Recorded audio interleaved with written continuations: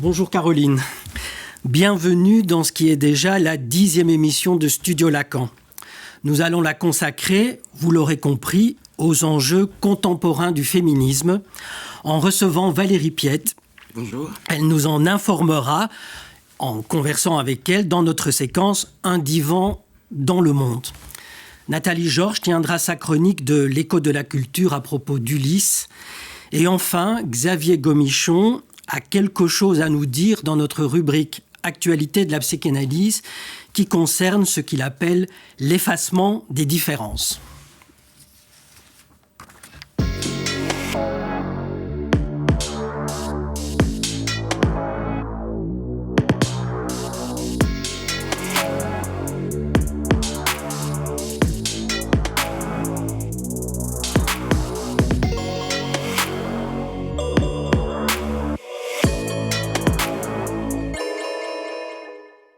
Alors, nous sommes ravis d'accueillir Valérie Piette dans Studio Lacan pour cette rubrique « Un divan dans le monde ». Valérie Piette, bonjour. Bonjour. Vous êtes professeure d'histoire contemporaine à l'Université libre de Bruxelles et vos recherches portent principalement sur l'histoire des femmes, l'histoire des féminismes, du genre et des sexualités.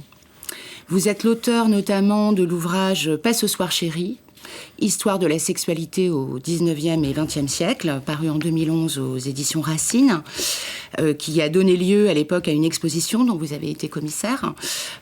Et vous êtes également l'auteur avec Fabienne Bloch de l'ouvrage « Jouissez sans entrave », avec un point d'interrogation, Sexualité, citoyenneté et liberté, paru en 2016 chez l'éditeur Espace de Liberté. Votre actualité plus récente, c'est une exposition qui a également été montée par vous avec Nathalie Lévy, qui se tient à Bruxelles, à partir du dernier ouvrage collectif que vous avez dirigé, intitulé « Witches, Histoire de sorcières », paru fin 2021, donc qui est tout récent, et qui questionne et explore les résonances de la figure de la sorcière à travers les âges et les motifs de sa résurgence aujourd'hui. Alors, la sorcière, c'est une contre-figure dont se sont souvent emparés les féministes. Vous citez par exemple dans votre ouvrage le slogan lancé en 68 « Nous sommes les petites filles des sorcières que vous n'avez pas brûlées ». Quels ont été et quels sont les enjeux féministes aujourd'hui à s'approprier cette figure de la sorcière ? Ils sont nombreux, évidemment. Et il y a autant de sorcières peut-être que de féministes ou de femmes aujourd'hui, puisque chacune va piocher, c'est ce qu'on fait souvent dans le passé, une figure de la sorcière. Il est clair que cette figure est mise en œuvre aujourd'hui, alors c'est facilement reconnaissable, hein, le chapeau, le balai, le chat noir, je crois que tout le monde peut directement identifier cette sorcière, et c'est aussi cette idée de femmes qui ont péri parce que femmes ou parce que autres, en dehors des normes dans une société à un moment donné, ici à la Renaissance essentiellement et au XVIIe siècle.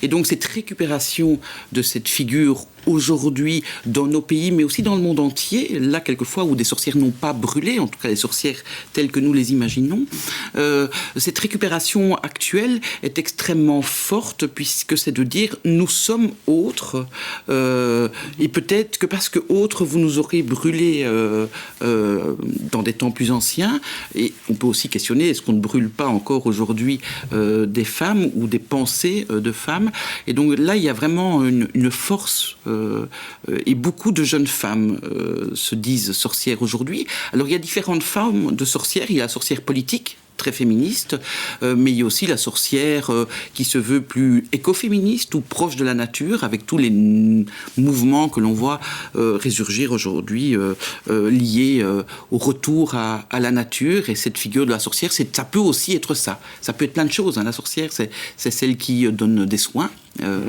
C'est la femme qui apprend autrement que dans les universités, puisque les femmes, évidemment, à cette époque-là, et pendant longtemps encore, ne pouvaient pas accéder à l'enseignement universitaire. Donc c'est un autre savoir, et c'est un savoir de l'intimité, de la sphère privée, qui oppose toujours, depuis cette époque-là, les hommes et les femmes dans nos sociétés. C'est vrai que la sorcière, elle est tenante un peu, on l'imagine tenante d'un savoir opaque et mystérieux. Ça se rapproche beaucoup un petit peu de la perception lacanienne féminine. Oui, je suis frappé. Donc il y a une revendication quand même qui comporte cette dimension « nous sommes autres ». Oui, bien sûr. Quelle est la nature de cet autre qui est la revendiquée ? L'autre, c'est en dehors des normes, voilà. Et alors, on peut toujours discuter de ces normes, mais bien évidemment, je dis toujours à mes étudiants et étudiantes, au 19e siècle, la norme, c'est le mariage. Et d'une certaine manière, ça a bien fonctionné, puisque aujourd'hui, c'est encore perçu comme la norme. Pourtant, la grande partie de la population n'est absolument pas mariée, parce que la classe ouvrière, notamment, ne voit pas du tout l'intérêt de se marier pour des raisons financières et autres. Et donc, mais pourtant, la norme reste. Et donc, être autre, être marginal, être à la marginalité, il y a plus de marginal ou marginaux que de gens dans la norme la plupart du temps. Et donc cette revendication est extrêmement forte. Nous sommes autres, nous avons nos droits, mais aussi nos façons de vivre, nos façons d'aimer, nos façons d'apprendre qui sont différentes. Ça résonne avec ce qu'on entendra tout à l'heure, justement, de l'effacement des différences, parce que là, j'entends qu'il y a quand même quelque chose qui traverse d'une revendication d'une différence, encore qui traverse le mouvement féministe. D'ailleurs, on se demandait, est-ce que ça traverse l'entièreté du mouvement féministe, cette idée de cette dimension autre ?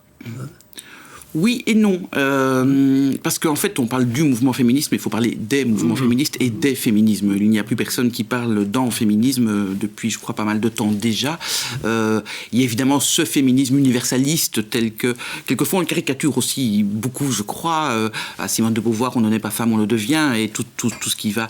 Le différentialiste, Antoinette Fouque, qui est une des premières véritablement à questionner notamment la psychanalyse en tant que différente, en tant que sujet différent, parce que femme. Mais ça, c'est ce différentialisme qu'on voit encore renaître aujourd'hui. Nous sommes différents des hommes, et c'est à ce titre-là que vous devez nous donner des droits. C'est ce qu'on voit avant Simone de Beauvoir. Toutes les féministes se revendiquent de ce féminisme-là, puisque c'est nous devons voter parce que nous allons lutter contre la guerre, nous sommes pacifistes par nature, etc., etc. Et puis on voit naître là depuis quelques années plein d'autres féminismes. Quand j'ai des dizaines d'années, le féminisme pro-sexe, le féminisme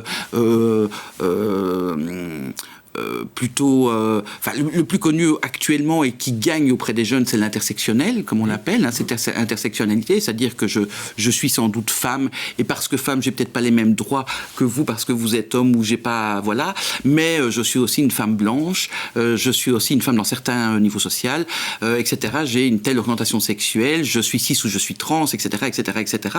Et je suis surtout blanche, et que donc le féminisme universaliste parle pour toutes les femmes, mais évidemment, il y a des différences dans le monde. C'est ce que Angela Davis a montré déjà dans les années 70-70, cette idée que voilà, on peut être noir aux États-Unis et féministe.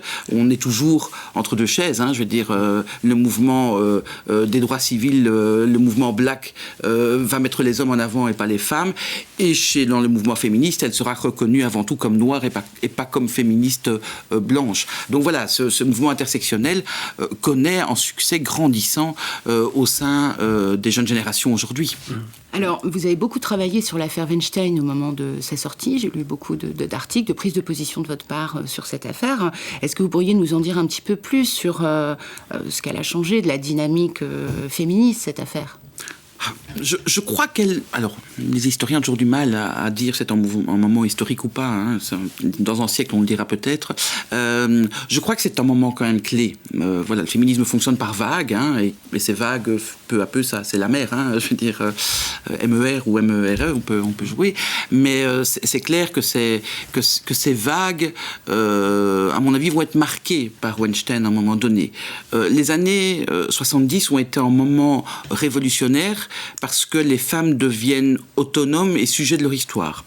Et elles parlent de la voix « je ». Mon corps est à moi. Et elles vont révolutionner véritablement la société. Je crois que c'est un des mouvements les plus révolutionnaires du XXe siècle. Monique Wittig, Florence Rochefort, enfin je veux dire, voilà, il y a là tout un mouvement révolutionnaire de la pensée. Et puis, il y a pour moi #MeToo. Alors MeToo, il y a toujours sans doute un peu le moi, mais c'est moi aussi. Et que là, on est dans un corps qui devient un corps collectif. C'est les femmes se reconnaissent parce qu'elles ont vécu individuellement harcèlement, viol, violence dans leur chair, mais elles se rendent compte que ce corps devient collectif, c'est le corps des femmes. Et je crois que ça, c'est un moment clé, et à mon avis tout à fait fondamental. Alors c'est lié évidemment à la fluidité de l'information aujourd'hui, à l'Internet, à plein de choses, mais cette idée de pouvoir se reconnaître dans un mouvement beaucoup plus global, et cette prise de parole. Alors, je n'aime pas trop cette parole qui se libère. Je ne crois pas que la parole se libère. Enfin, je crois que c'est pas à vous que je dois le dire, j'imagine. La parole ne se libère pas. À un moment donné, peut-être qu'on n'entend pas. C'est peut-être les oreilles qui se débouchent, disait Geneviève Fraisse, une philosophe. Mais je crois que c'est important, à un moment donné, que cette parole jaillisse. Alors, elle s'exprime quelquefois mal, pas bien. On peut critiquer tout ça. Néanmoins, elle parle. Elle parle, ces femmes. Et je crois que ça, c'est un moment clé. Maintenant, que va devenir cette parole dans les mois et dans les années qui viennent, ça c'est sans doute encore un autre débat évidemment. Oui, donc en fait c'est une perspective féministe différente qui prend les choses par le bout, que ça traite ce que les femmes sont comme objet pour l'autre. Oui, bien évidemment. Voilà. Elles sont... Et qu'elles restent. Et, oui, et donc cette idée... C'est une particularité féminine. Tout à fait. Et que toute femme a connu ou connaîtra cela. Et s'en rendre compte, j'ai assisté il y a 2-3 ans, je crois que c'était au Parlement bruxellois, à un député qui tout à coup sort une photo de ses 4 filles. C'était extrêmement fort, et puis il dit, ben voilà, en Belgique, les statistiques montrent qu'une femme sur 3 connaîtra un viol. Enfin, ou a connu, et donc connaîtra, si on n'agit pas sur cette société. Et donc, voilà, une de mes filles va être violée, etc., etc. Et c'était extrêmement fort. Alors, c'était peut-être d'autant plus fort que c'était un homme qui présentait la photo. Ça, c'est encore un autre débat. Mais je crois que c'est intéressant de pouvoir en être conscient. Donc, oui, cette femme qui se rend compte d'être objet aussi d'un désir et de comment réagir. Il y a la réaction individuelle. État de sidération, pas de sidération, est-ce qu'on réagit, est-ce qu'on réagit pas, mais de se rendre compte qu'en fait c'est une chaîne, et que ça renvoie peut-être aux sorcières d'ailleurs, mais que c'est une chaîne parce qu'on n'est pas les seuls à avoir connu ça.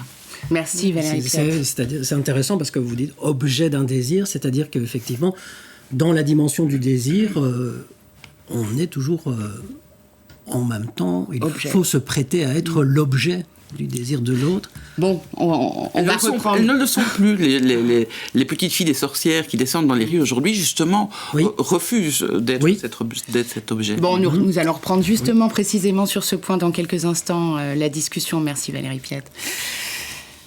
Oui, et donc on va passer à la rubrique de l'écho dans la culture. Voilà.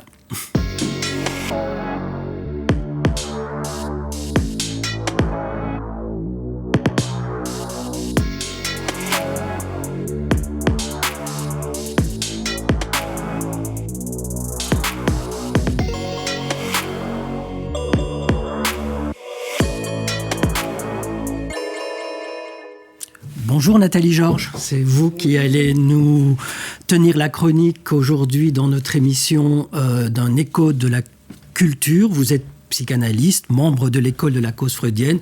Vous pratiquez à Paris et donc pour notre rubrique l'écho de la culture de cette émission de Studio Lacan d'aujourd'hui, vous allez nous apprendre qu'il y a en quelque sorte, et oui, encore aujourd'hui, une double actualité éditoriale de l'Ulysse de Joyce.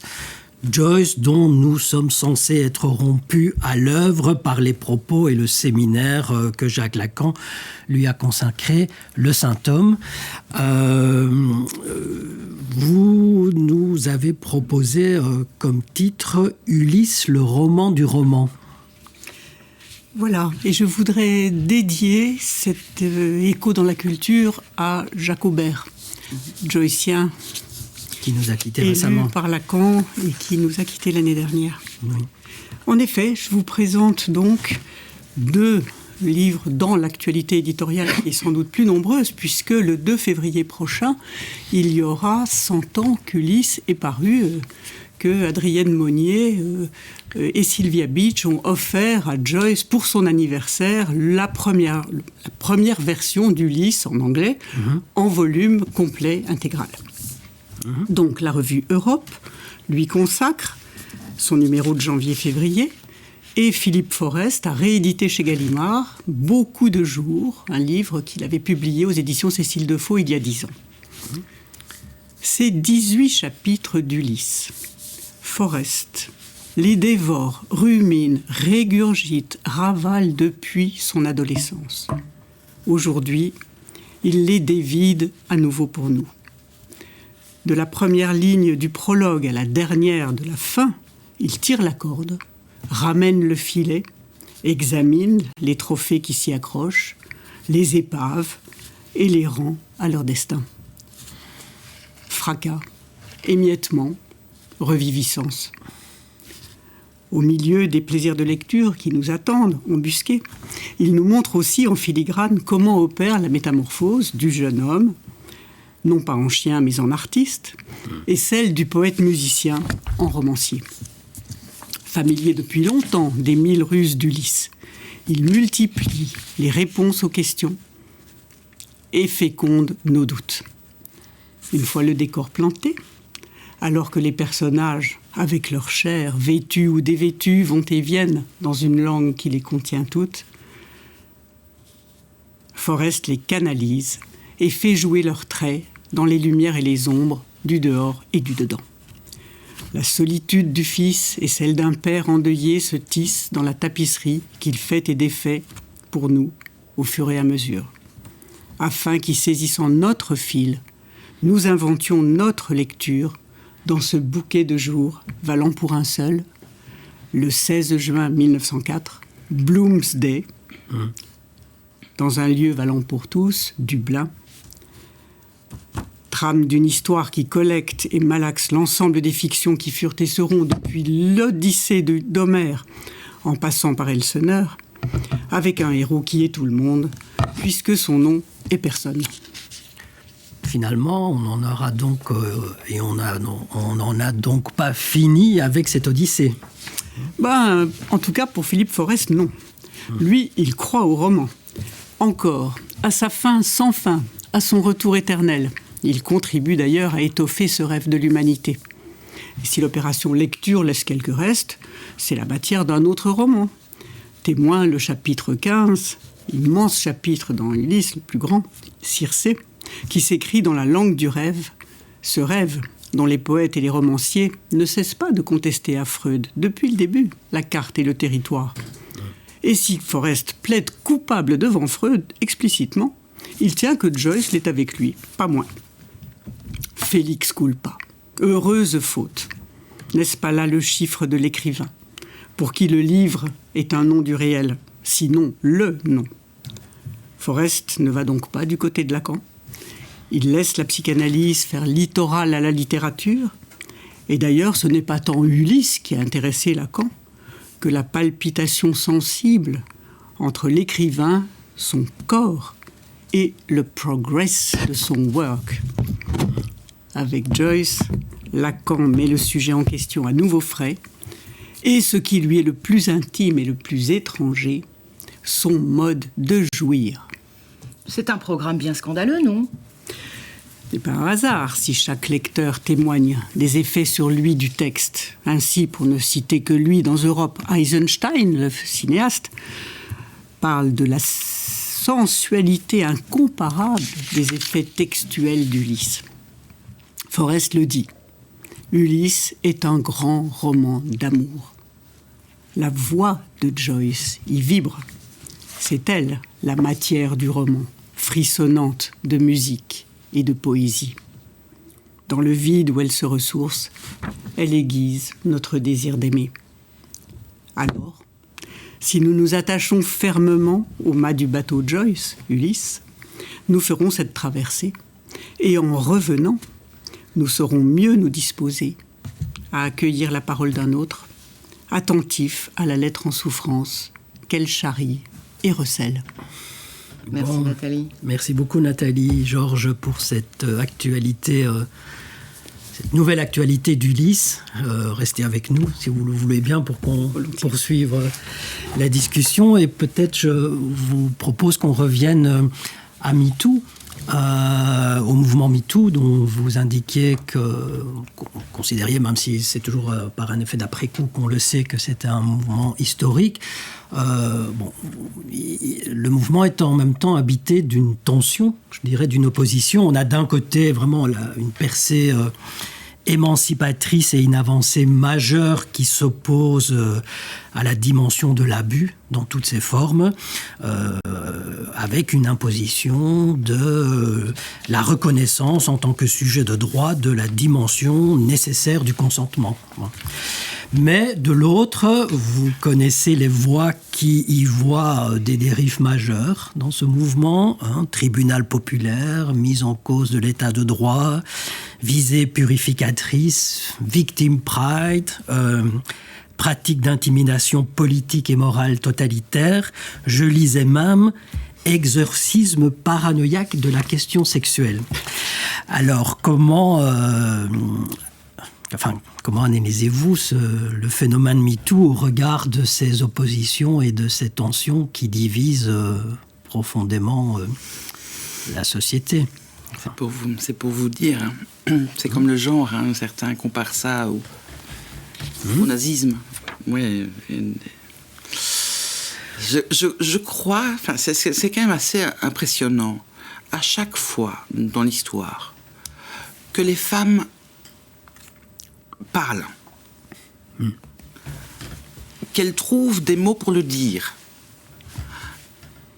qu'il y a des avancées, systématiquement, depuis la Révolution française, au même moment, on crie au haro, surtout en France d'ailleurs, attention, danger autour de l'amour, autour de la séduction. Comment va-t-on draguer demain ?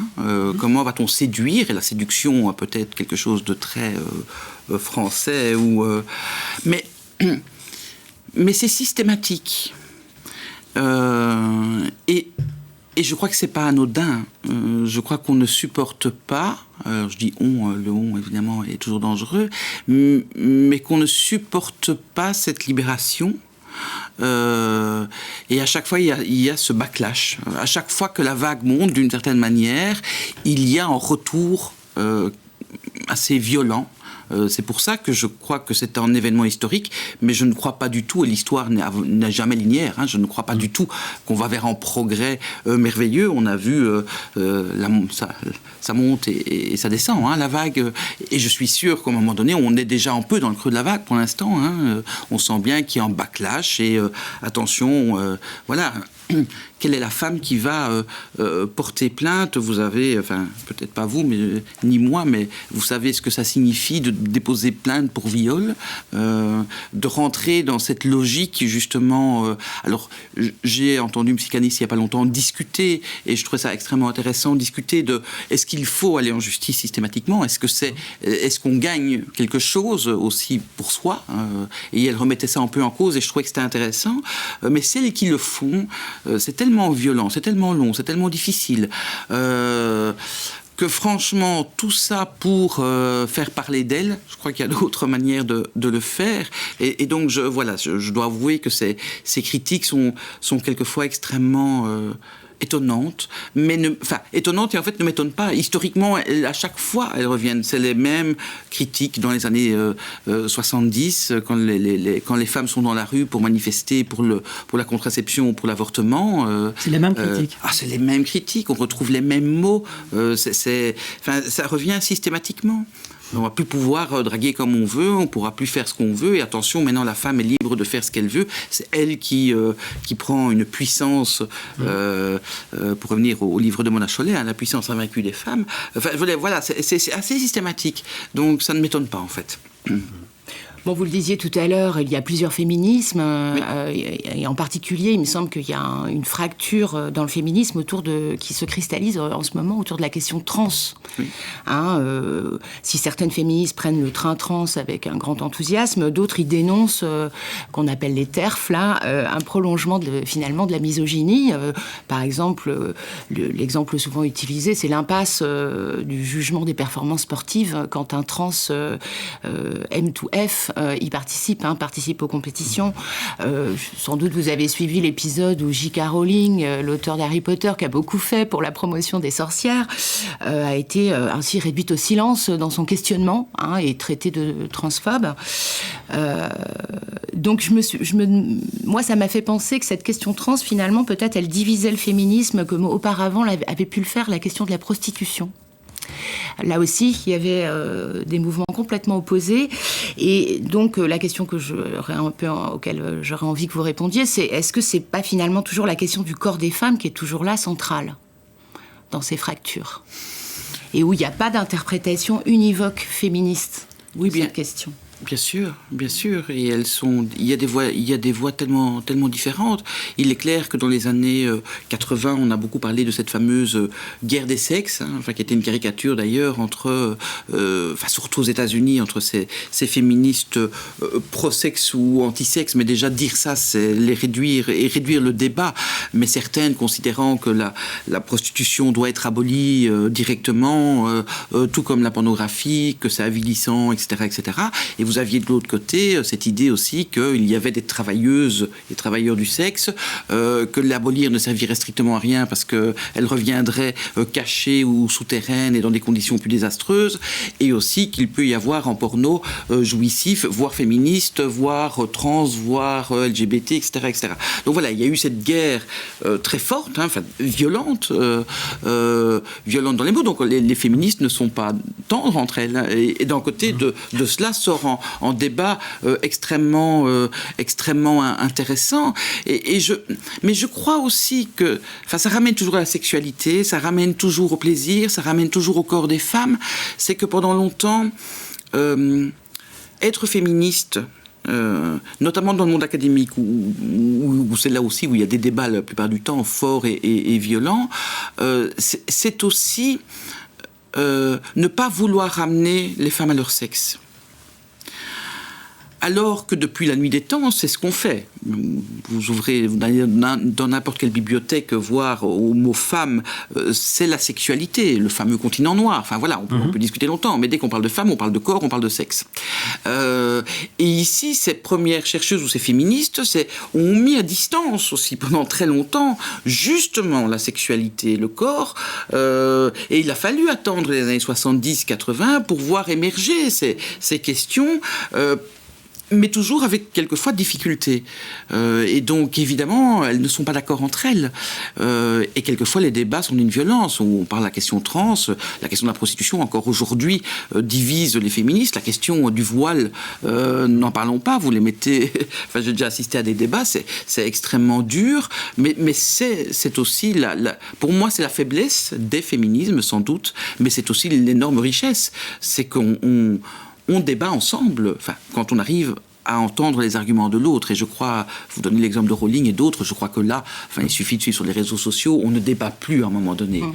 Je crois que Paul Preciado peut venir débattre, notamment avec les psychanalystes, je crois qu'il peut dire des choses, mais il y a des moments, il y a des endroits où on ne débat plus sur la question trans. Il est difficile, Preciado, quand même, de débattre avec les psychanalystes. Nathalie? Je me disais que la question du corps des femmes, elle est surtout, il me semble, dans mon souvenir, étant donné la génération à laquelle j'appartiens, il me semble qu'elle est née avec les mouvements de revendication de liberté de l'avortement, la liberté de concevoir un enfant quand je veux, comme je veux, avec qui je veux, si je crois me souvenir du slogan. Oui. Donc c'était sur la question mère-femme que ça que ça a démarré au XXe siècle, non? Enfin, c'est pas que. Pas spécialement, pas que. parce qu'on retient souvent de ça des années 70, parce que ça a été le combat en France, en Belgique, en Italie, enfin je veux dire, ça a été le combat véritablement féministe qui a fédéré, pas toujours, avec le féminisme chrétien, ça n'a pas toujours été facile, je pense notamment pour mon pays, enfin pour la Belgique, mais en même temps, il ne faut pas oublier que les années 70, c'est le self-help gynécologique, c'est la découverte de son propre corps. On parle aujourd'hui de la redécouverte du clitoris, mais c'était la découverte avec un spéculum de son vagin. Et c'est pas pour rien que Lucie Irigaray, d'ailleurs, sa thèse en 74, c'est spéculum. C'est pas anodin. C'est redécouvrir son propre corps qu'on ne connaît pas, en fait. Et c'est aussi découvrir le plaisir, parce que voilà, il faut aussi pouvoir parler de plaisir. Et quand on parle de féminisme, on le fait peu. Mais c'est vrai que le combat qui va fédérer, et c'est problématique, dès qu'on parle de sexualité, et je fais la même chose d'ailleurs en histoire, dès qu'on parle de sexualité, souvent c'est lutte pour les contraceptions, lutte pour le droit à l'avortement, et puis on s'arrête un peu là, alors qu'il y a aussi tellement d'autres choses à en dire, mais ça a été des combats tellement presque dire mythiques dans l'histoire du féminisme, tellement fondamentaux qu'on les retient bien évidemment. Bon, finalement, l'objet de vos recherches, elle rejoint un objet qui est précieux pour la psychanalyse, c'est qu'au fond, c'est quand même toujours quelque chose d'un point sexuel qui demeure le point névralgique d'interprétation du lien social. Ça, c'est quelque chose sur quoi on peut sans doute se rejoindre. Enfin... Je le crois aussi. En tout cas, mais ce qui est intéressant, c'est que peut-être, je ne sais pas pour vous, mais en tout cas pour les historiens, en tout cas les historiens du contemporain, il est plus facile de parler de la sexualité des Martiens ou de domaines carolingiens que de parler de la sexualité des femmes encore moins, parce qu'on a toujours l'impression que quand on parle de sexualité, on va parler de soi. Et comme on veut être totalement objectif, il y a la mise en danger de parler de sexualité.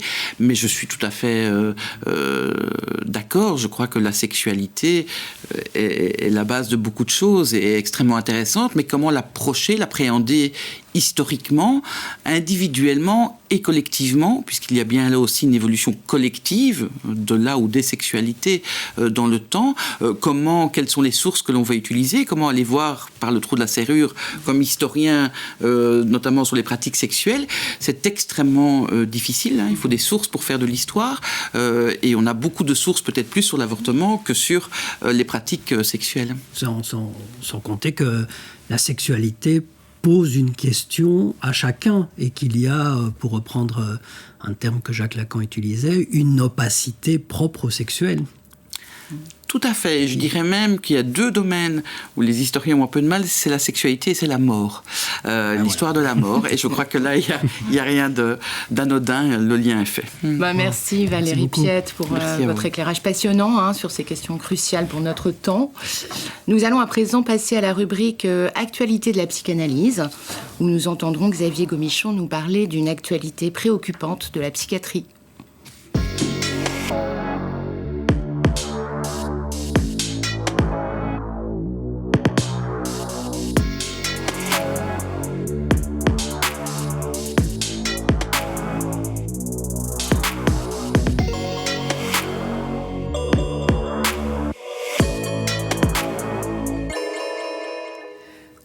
Bonjour Xavier Gomichon, vous êtes vous aussi psychanalyste, vous aussi membre de l'école de la cause freudienne et vous exercez à Paris. Et vous êtes aussi psychiatre et praticien hospitalier. Et vous voulez justement nous entretenir, ainsi que nos auditeurs ou les spectateurs de Studio Lacan, d'une actualité qui concerne spécifiquement la psychiatrie, une actualité, je dirais, qui vous inquiète, voire que vous déplorez, que vous dénoncez, et dont vous résumez la teneur, j'ai déjà eu l'occasion de le dire, parce que vous appelez un effacement des différences. Alors au fond, de quoi s'agit-il ? Bien. Alors, il s'agit en effet d'une actualité brûlante, mais d'autant plus brûlante qu'elle est quasiment invisible dans les médias. Je ne vous apprends pas qu'on savait depuis de nombreuses années que l'état de la psychiatrie était particulièrement déplorable du fait du manque de moyens, du fait de l'oubli politique dont elle est l'objet, et surtout de réformes qui n'ont pas eu lieu pour faire face à des mutations sociales. Il se trouve que cet état déjà fragile est devenu quasiment explosif depuis un an, que le gouvernement a assez maladroitement tenté de passer une loi qui vise à restreindre, à contraindre les psychiatres à soumettre certains de leurs actes médicaux, c'est-à-dire la contention et l'isolement, à l'autorité du juge des libertés. Et cette mesure n'a fait que réveiller des querelles anciennes et des fractures profondes. Bon, pouvez-vous nous rappeler comment s'organise l'hospitalisation sans consentement ? Alors, rapidement, c'est assez simple. L'isolement et la contention des malades présentant des troubles psychiatriques constituent le quotidien des psychiatres depuis la loi du 30 juin 1838. Vous voyez, c'est pas tout neuf. Et pendant 173 ans, cette législation a permis aux psychiatres de soigner les patients et de les hospitaliser sans leur consentement, c'est ça qu'on appelle une hospitalisation sous contrainte, sans que jamais le législateur ne soit vraiment ému, en tout cas à ce point-là, de cette loi. Et cette dimension d'hospitalisation sous contrainte et la loi, ça a déjà été modifié, parce que vous parlez de 173 ans. Oui, alors justement, 173 ans, ça nous amène à 2011. En fait, bien évidemment, les conditions depuis 1838 se sont considérablement modifiées. On parle même d'un âge d'or de la psychiatrie dans les années 60. En tout cas, c'est le terme que le contrôleur général des lieux de privation de liberté a utilisé pour avancer cet argument que la situation avait beaucoup changé et, je le cite, que les préoccupations sécuritaires se sont substituées aux objectifs de réinsertion. Alors, c'est une critique qui est partiellement vraie, mais quand même assez malhonnête, puisque du côté sécuritaire, c'est vrai que beaucoup de malades mentaux sont hospitalisés pour des raisons sécuritaires, mais ce n'est pas par les psychiatres, ce sont par les préfets et les maires, et que les psychiatres subissent cette chose. Et donc en 2011, une première réforme de la loi de 1838 a eu lieu, dont le but principal c'était de diminuer en volume le nombre de ces hospitalisations, en soumettant les actes des psychiatres, là encore une fois, simplement la demande d'hospitalisation, à l'approbation du juge des libertés. Dans l'esprit, c'est ça qui est important de comprendre, il y a une subtilité, il s'agit en fait de remplacer le sujet de la médecine, le sujet du soin, par, on dirait, un sujet de droit. Puisque, en fait, c'est un citoyen qui, hospitalisé, est soumis à une privation de ses libertés. Mais c'est important de noter qu'il y a déjà à ce moment-là une distinction entre sujet du soin et sujet de droit. Et quels sont les chiffres actuels de l'hospitalisation sous contrainte ? Alors, les chiffres actuels que j'ai retrouvés sur le site de l'Encéphale, sur Internet, ou à l'ARS, qu'on trouve partout, entre 2006 et 2017, on est passé de 42 000 hospitalisations sous contrainte de 43 000 à 62 000. Et avec, c'est ça qui quand même émeut pas mal de monde, dans les 5 ans qui ont suivi la loi de 2011, une augmentation des hospitalisations, ce qui prouve juste que cette loi a eu l'effet inverse de ce qui était envisagé. Et quelles sont les dispositions, les nouvelles dispositions de cette loi ? Alors, le projet de loi du gouvernement, qui date du 14 décembre 2020, vise à réglementer sévèrement, non pas l'hospitalisation cette fois-ci, mais donc l'isolement à l'intérieur de l'hôpital et la contention, qui sont, pour le coup, quand je dis une fois, c'est le quotidien médical des psychiatres.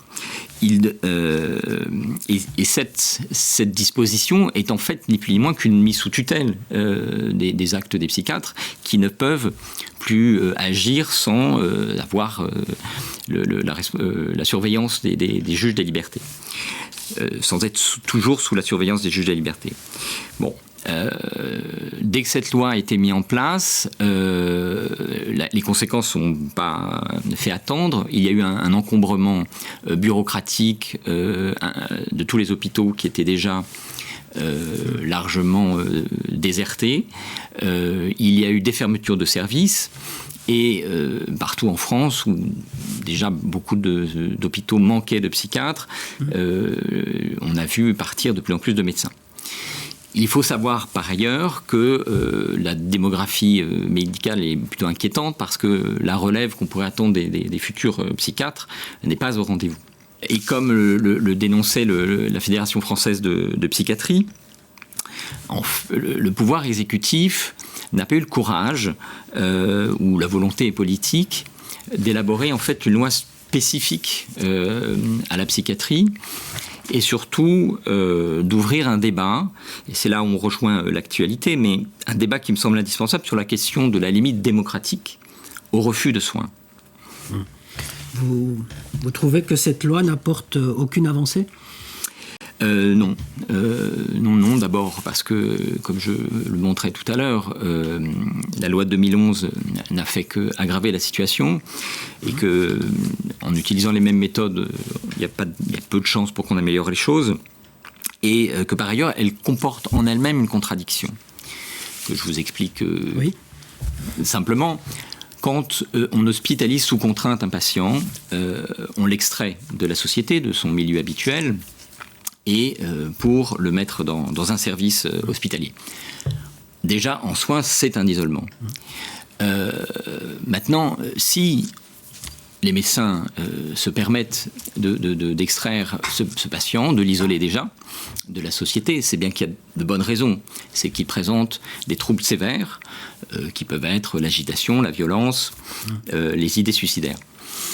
Et que donc, si on met ces patients dans un service, tous ces patients ensemble, bien évidemment, il va en résulter une cacophonie et un risque, et pour eux, et pour le personnel. D'où la nécessité, la plupart du temps, d'isoler. Alors, pour la contention, on peut discuter, bien évidemment, elle reste quand même exceptionnelle. Mais l'isolement fait partie vraiment du quotidien. Si vous voulez... la contradiction relève dans le fait qu'on autorise d'un côté une hospitalisation sous contrainte et d'autre côté on essaye de punir l'isolement alors qu'il s'agit ni plus ni moins de la même chose. Moi, ce que je trouve un peu aberrant, c'est qu'au nom de bonnes pratiques et surtout au nom de bonnes intentions, on a mis une pression supplémentaire sur les psychiatres et surtout fait peser sur eux la suspicion de maltraitance qui est déjà bien installée dans la population. Alors rapidement, qu'est-ce qu'on peut envisager comme avenir pour ces personnes qui refusent de se faire soigner ? En fait, il est à craindre que, pour l'instant, les solutions qui sont proposées ne permettront pas d'améliorer les choses, mais surtout, elles vont déplacer la solution de l'hospitalisation vers autre chose. Tout simplement, que ces patients qui ne veulent pas se soigner vont se confronter à une autre type de violence, qui est une forme de violence, une autre forme de violence, mais la violence de la police. Et qui dit sujet de droit peut dire juge des libertés, mais peut dire aussi tribunal, et donc prison. Et c'est sur ça que je voudrais terminer. L'Observatoire international des prisons s'indigne depuis bientôt 15 ans que le nombre de malades mentaux dans les prisons augmente, chaque année un peu plus. On parle par exemple de 20% de patients psychotiques dans les prisons, ce qui est à mon avis un chiffre très sous-évalué, et de 4 à 10 fois plus de malades mentaux dans les prisons. À l'horizon qui se profile d'une psychiatrie qui est sur le point de disparaître, ce qui est plus inquiétant, c'est que dans les propositions politiques des candidats à l'élection présidentielle en France, peu parlent de la psychiatrie. Par contre, ils proposent 10 à 20 000 places de prison supplémentaires. Merci. Xavier Gomichon de nous alerter en effet sur cette actualité très préoccupante, qui témoigne de la précarité quand même croissante à accueillir aujourd'hui la folie dans notre lien social. Merci, cette émission est à présent terminée. Merci de nous avoir suivis. Nous vous donnons rendez-vous pour la prochaine émission diffusée la semaine prochaine. Studio Lacan aura le plaisir d'inviter Erwan Balanan, qui discutera avec France Jégu et Yves Van der Wecken, ici présents, la question du harcèlement scolaire pour un divan dans le monde. Vous y entendrez aussi Philippe Elbois pour sa chronique de l'écho dans la culture, Illusion perdue. Et Jean-François Cotte sera l'invité de la rubrique Actualité de la psychanalyse, où il évoquera les psychologues à la croisée des chemins. Et Maître Piot nous rejoindra d'ailleurs pour discuter avec le député Balanan. Bien. Au revoir.